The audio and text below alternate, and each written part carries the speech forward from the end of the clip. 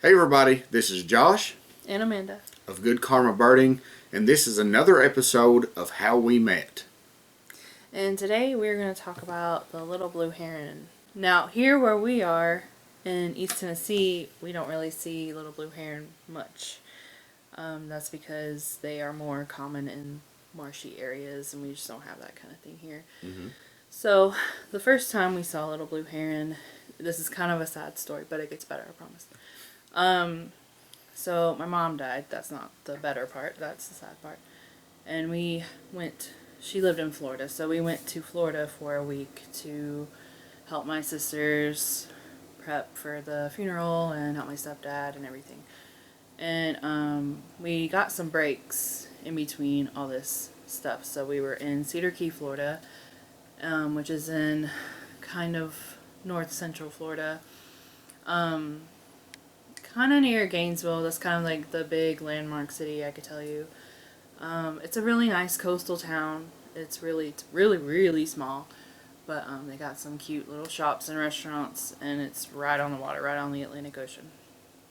And so we were there just to get away and to have some time to ourselves because it was a very stressful week and sad and whatever. So we were just walking on this, I don't know if you would call it a boardwalk.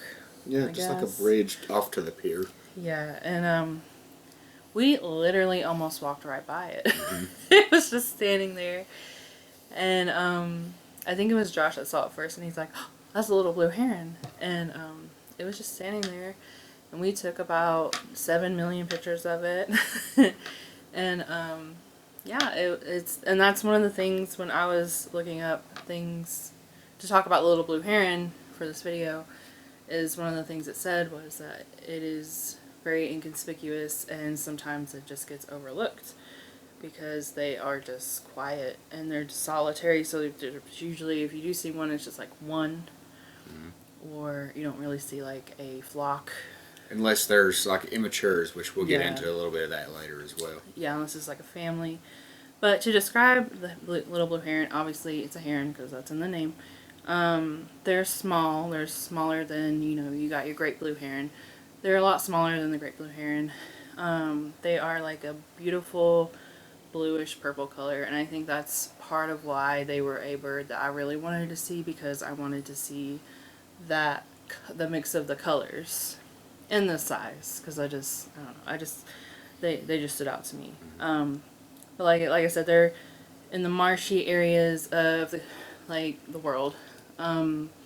They're common, but it said inconspicuous, so you may not see them if you're not paying close enough attention.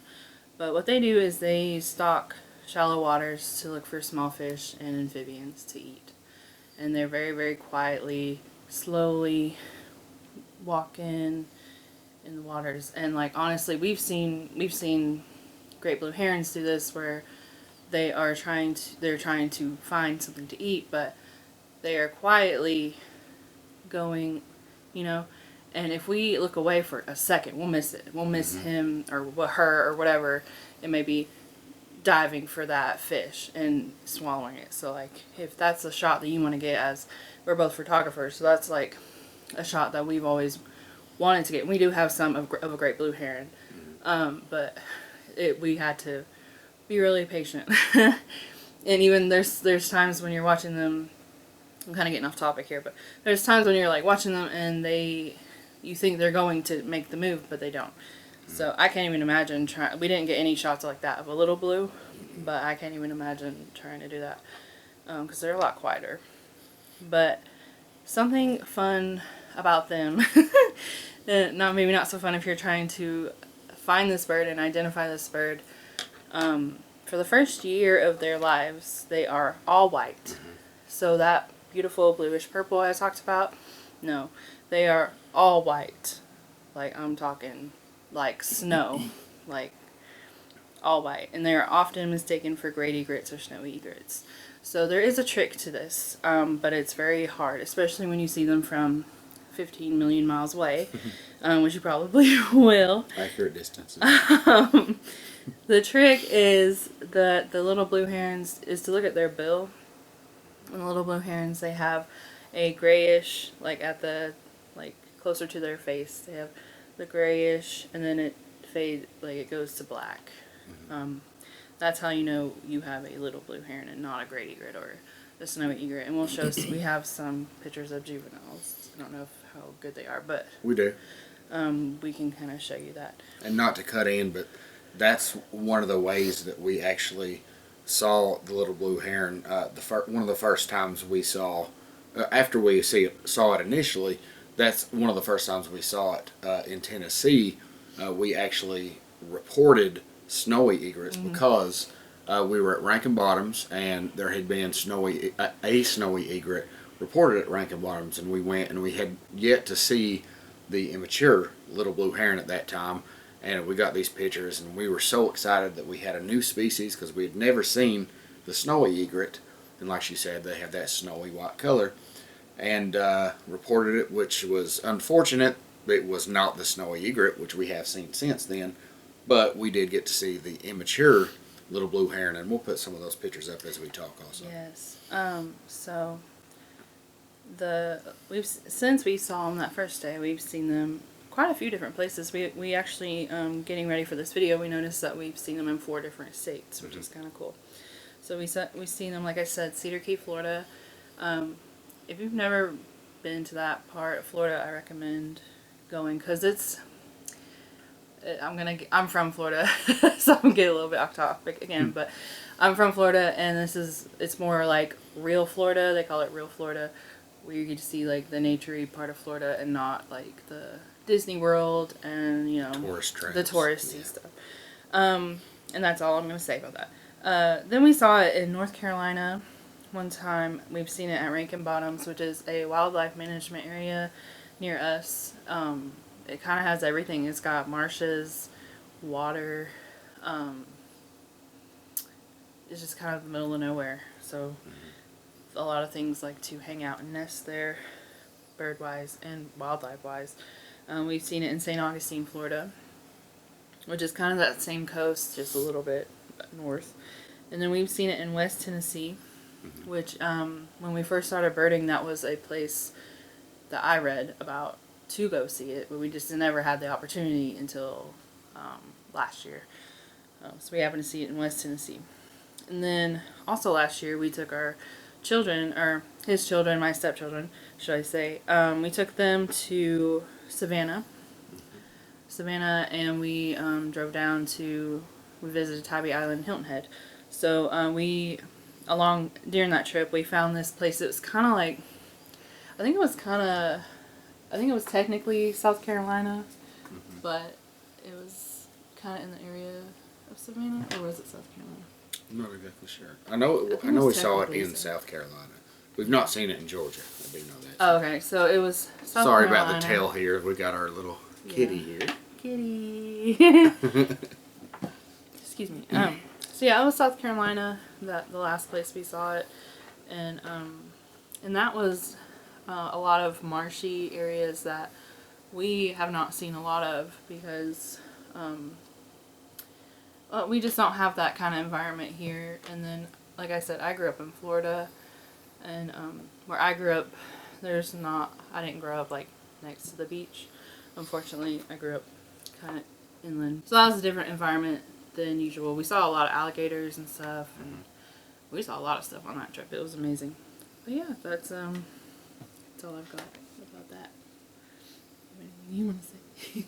Yeah, so one thing that I will say, you have to keep in mind that we do have a long lens camera and binoculars that we use specifically for bird watching. So some of the pictures that you're going to see, even though they look far away, they're actually way further away from us than what we see in the picture. So don't expect to be right up close and personal with this bird. This is going to be something that you're going to see probably off a little far away from you. Now, with that being said, we did get lucky, and the closest we saw it was actually that first time. Like I said, we were walking down that boardwalk and just happened to see the bird sitting on like some little floaty, some little floats right there by the bridge, and it sat right there. We talked to it. She told it she loves it because she does that to birds, and we were looking at it, took so many pictures. As a matter of fact, we actually even were close enough to it where we took some selfies with our phones, just like, hey, little blue heron here. But that's very rare from what we've seen. We've been birding for quite some time now, and since we really started in mid 2019 keeping a list, and that was the best still since then that we've seen it. We have seen it many times, and we've seen a lot of families together as well, which some of those pictures will be. So we have reported, I don't know exactly how many, but probably up to 4. So like one adult and then 2 or 3 of the juveniles as well together. So sometimes, during the nesting time, you can see more than one, but it is a little more rare, like she said. This is not going to be something like walking outside and seeing 564 European starlings. You might see 1, you might see 3 or 4, but that's probably going to be almost it. And I feel like you have to, I think with that first day we kind of got lucky, and that particular one we saw was kind of, it hung out around that area, and it was, that boardwalk we were on was full of people. Even though it was like late February, early March. It was a happening place, and I feel like that particular little blue heron was used to that, was used to people. Right. Very being adapted there. to human behavior. So. But I feel like normally, this is a bird that you have to figure out. Okay, what do they like? What kind of environment do they like? Where have they been reported? And kind of do your homework, and then be really, really, really patient. And have that kind of equipment that we do, unfortunately. I know most people don't have that kind of thing, but binoculars are fine. But it's not impossible. Yeah. It's not impossible, but it's not like going outside, oh, there's a cardinal, oh, there's a dove, Not that those birds aren't important, of course, but it's a different kind of birding for sure. And another thing about it, we obviously can't confirm this because we don't know, but just thinking about it, it's likely that we saw it right after it already fed. So it wasn't hunting. It probably already got its beautiful little belly full, and it was sitting there relaxed, used to the human behavior around. So we just got really, really lucky seeing it that first time. Fortunately, we got some outstanding pictures out of it. But like I said, since then, we've not been able to see it quite that close. No.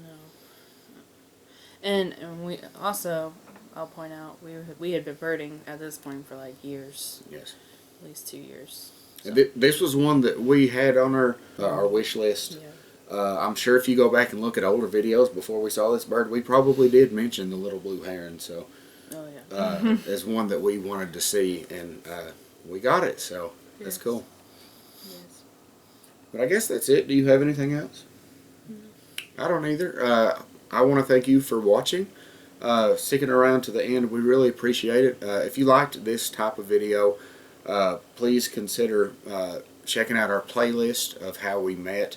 This will be the 5th video in that series.